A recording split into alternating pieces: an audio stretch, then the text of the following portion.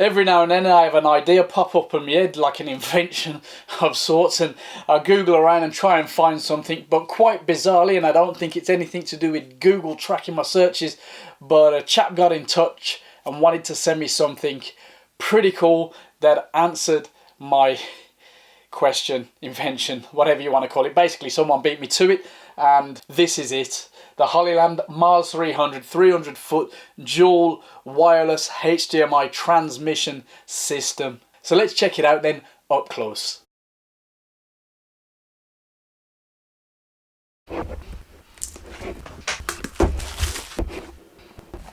Right then, well, that was thin. User manual, which looks to be a simple little affair, which you'd expect. Pause and zoom in if you want to check that out. Let's pop that there. And this is actually a very neatly packed little thing. We've got a receiver, transmitter, already feeling they are solid. They feel good. Let's see now. Start in the middle. Dinky little plug there. That is a nice touch, solid screw lock adapter there. Pretty cool adapter there. These are really nicely well built pieces, and straightforward cold shoe adapter. Very, very tidy.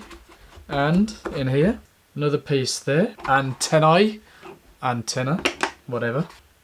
That's everything but the units themselves. Firstly, we've got the receiver unit. Absolutely solid. Metal. That is nice.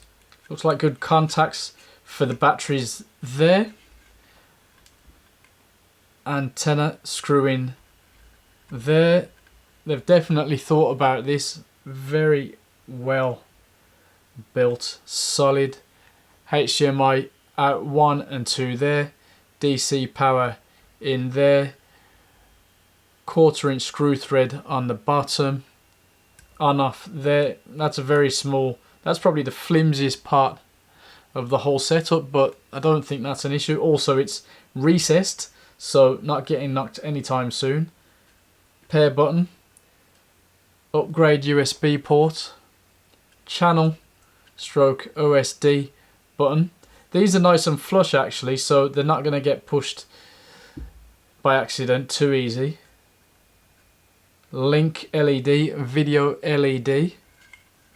That's a nice bit of kit, so I expect the transmitter to be the same. And there it is, solid unit, loop out, in, there's your power, business as usual, same as the receiver for the most part. Of course, you've got a simple channel button there, you've got the video and link LEDs there, battery on the back, battery release there. Absolutely solid and a nice size too. So what we need to do then, get these things kitted up on the cameras. I think I'll use HDMI screen. Yeah, let's see how we get on. Now 300 foot, I'm not going to go so extreme, but we'll see if we can work past walls and things like that. Let's see just how strong it is. But to all intents and purposes, nice build quality, simple, straight to the point design, and looks like these should be a very handy addition for a videographer, but even a photographer that wants to work at a bit of distance, or maybe there's a few other applications you can think of where you need the screen separate from the camera. I've thought of a few.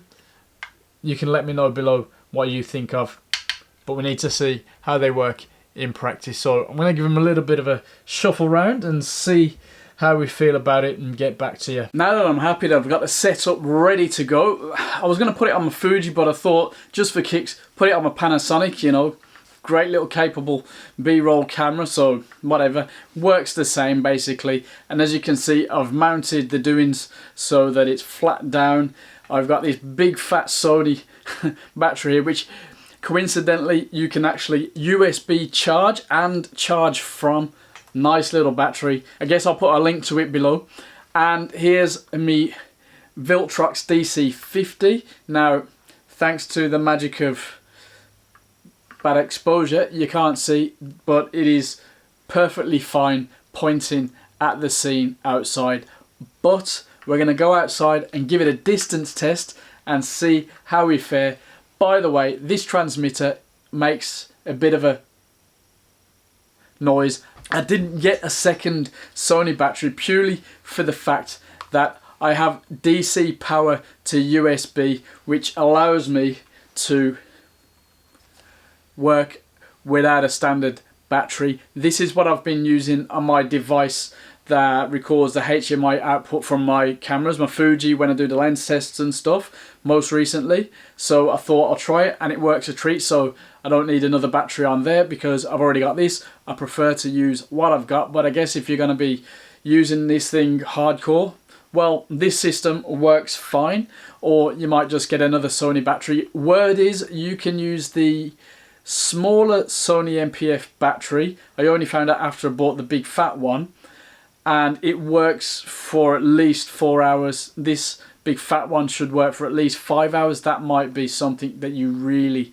would appreciate, especially if you're going to be using this on a long shoot. For stills, I'm not sure yet, unless you're a complete stalker, but I've got a few ideas that I'm going to put it into practice with. But these tests, we just want to see if it's worth taking out into the field, into the real world, and risk using it in a proper shoot. So far, so good. Let's get out and see what's up with the thing outside, instead of here stalking my neighbour's Range Rover. I think this is about 50 foot now. I'll put the exact distance down, but so far, so good. Absolutely no problem at all, which I think is becoming my catchphrase.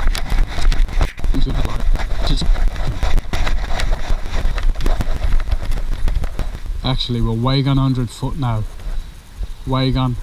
And it's still pretty good. I saw a couple of flickers on the screen, but it's still working fine. Let's go a bit further.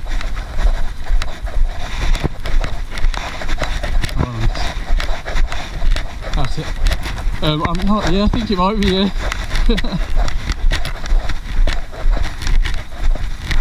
Alright, that's as far as I'm going to go. But it all seems to be working pretty well. What a very weird test. Let's go back to the 100 foot spot.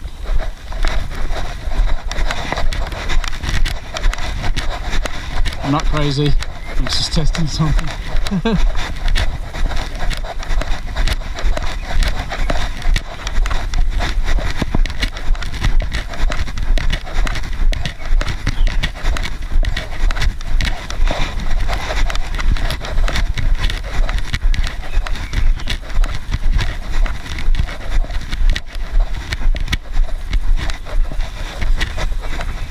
Distance 100 feet, not a problem. It's a straight line, but I have tested it in more awkward circumstances, and I'll let you know in the summary.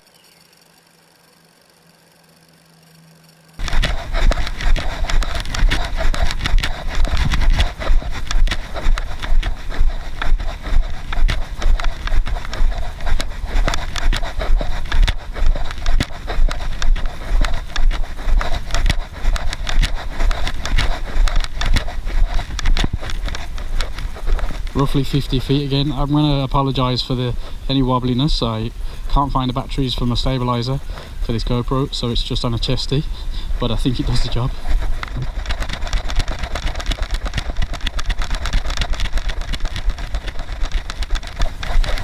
I'm using this setup to see if I'm in focus for this shot, and absolutely no problem at all. As you saw, the distance test, not a problem at all. Past 100 feet in a straight line, no glitches at all. A couple of dodgy lines once I pushed it, but seemed to work absolutely no problem at all. I'm going to let you know in the summary what I think overall, but I have been using this in other applications that I can't show you, and yeah, hold on, let me get in and let you know. Rough and ready as all that was, I've tested it, I've used it in some other applications too, and I can say that these things are indeed very nice.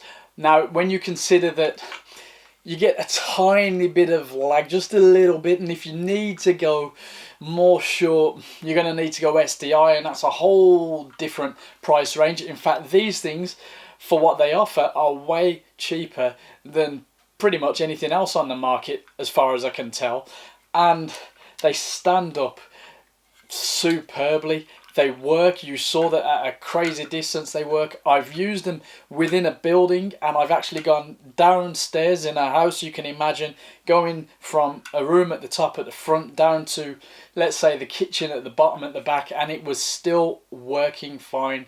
Started to get a little bit of flicker on the screen monitoring the camera, but not a problem. Now, that's not to promise that it's always going to work around walls and stuff, because it's not supposed to, and you might have interference in there, but pretty powerful stuff from these things for, what, £500? Very, very nice. Now, generally, these are a massive boost to video producers, directors, etc., photographers. Now, yes, you could potentially arguably use an app for your phone, but does it have the distance rating? It definitely doesn't let you use any range of screen that you want, from a big Atomos to a cheap Viltrox. You can't use it for other HDMI applications, so let's just forget about the stills smartphone option. These things just bring it up to some real power. Now, you're going to want to use a remote shooter, so whether it's a little remote, or even if the app allows you in a straight line to remote shoot like the Fuji X app does without seeing anything on the screen, you can just remote shoot, then that could work out fine. And then you could use a bigger monitor connected to the receiver, being transmitted out from the camera to wherever you are. Even at an event, you could have one camera up, way up, where you can't really spend the whole time looking after it. Maybe you've even got it screwed in, clipped up something very high, and you just want to remote trigger it, but you don't want to do it all the time. So you can take a look at your wireless monitor. Yep, they're in shot, bam, got the shot. You could even have the monitor up somewhere just out of shot so they can check themselves, so they're happy with what's going on the camera.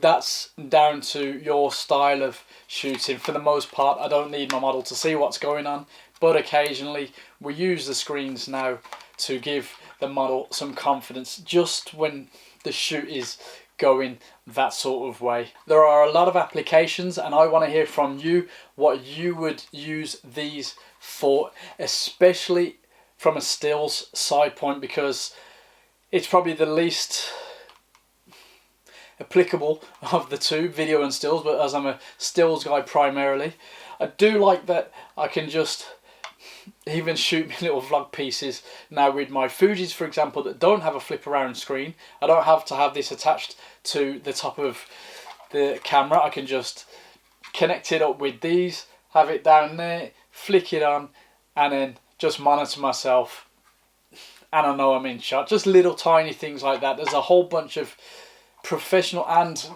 amateur applications. That's the Hollyland Mars 300. Is there an alternative at this price? I don't think so, but maybe you do. Let us know below. Subscribe, stay tuned for more cool and slightly out there gadgets.